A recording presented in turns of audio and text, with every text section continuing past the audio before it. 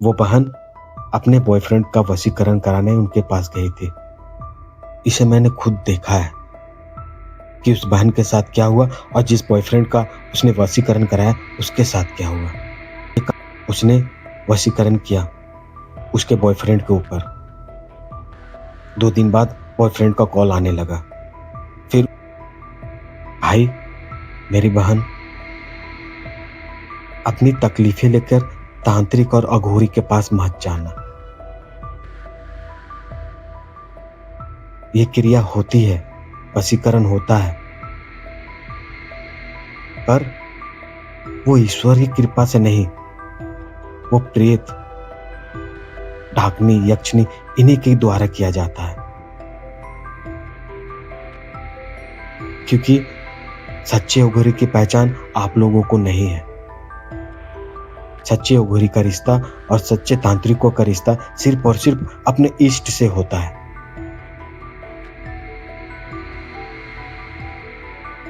मैं आपको एक कहानी बताता हूँ। एक बहन के साथ क्या हुआ था। ऐसा ही कुछ समस्या लेकर वो एक तांत्रिक के पास गई थी। तांत्रिक के पास कुछ नेगेटिव शक्तियां थी जिससे वो काम कराया करते थे। वो बहन अपने बॉयफ्रेंड का वशीकरण कराने उनके पास गई थी। इसे मैंने खुद देखा है कि उस बहन के साथ क्या हुआ और जिस बॉयफ्रेंड का उसने वशीकरण कराया उसके साथ क्या हुआ। ये कहानी कुछ वर्ष पहले की है, जब मैं अघोर पंथ में था।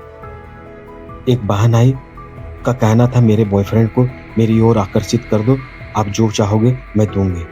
जो चाहोगे ये बोलना उसके लिए मुसीबत साबित हो गया।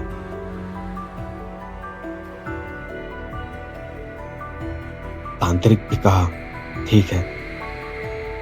उसने वशीकरण किया उसके बॉयफ्रेंड के ऊपर। 2 दिन बाद बॉयफ्रेंड का कॉल आने लगा। फिर उस बहन से पैसे लिए गए, करीबन 10 या 15 हजार।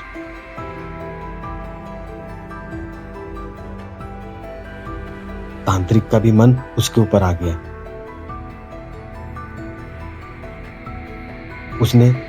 उस तांत्रिक ने उस बहन के ऊपर भी क्रिया कर दी। क्रिया करने के बाद उस बहन का भी आकर्षण तांत्रिक की ओर होने लगा। तांत्रिक और अघोरी जो वशीकरण का काम करते हैं वो ईश्वरीय शक्ति नहीं होती, वो प्रेत शक्ति होती है, नेगेटिव एनर्जी। कुछ दिनों बाद वो नेगेटिव एनर्जी असर दिखाने लगी। नेगेटिव एनर्जी का असर नेगेटिव ही होता है।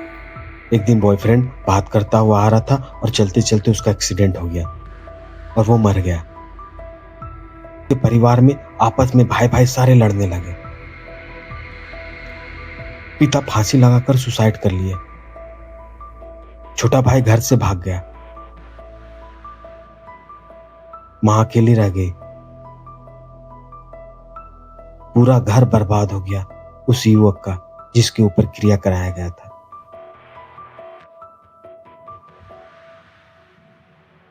लड़की अब तांत्रिक के पास जाने लगी। कई सालों तक उसका शोषण किया गया। जब उस पर नेगेटिव एनर्जी का असर कम हुआ तब उसने सोचा मैंने ये क्या कर दिया।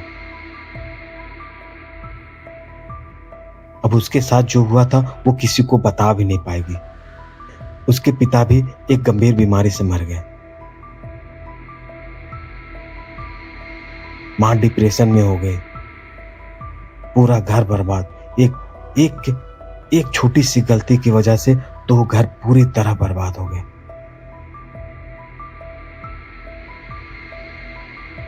अगर आप सच्चा प्यार अगर किसी से करते हैं तो उसकी खुशी देखेंगे, उसकी खुशी के लिए अपनी जान तक दे देंगे। अगर वो बात नहीं कर रहा तो उसकी मर्जी, वो बात नहीं कर रहा।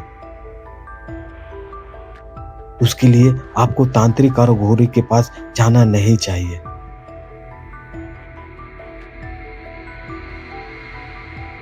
आप सबसे पहले अपने ईश्वर के पास जाएं, अपने इष्ट के पास जाएं। सारी समस्या उनके सामने खोल कर रख दें। वो जो चाहेंगे ना आपके लिए सबसे अच्छा होगा, सबसे बेस्ट होगा। क्योंकि ईश्वर आपका गलत कभी कर ही नहीं सकते।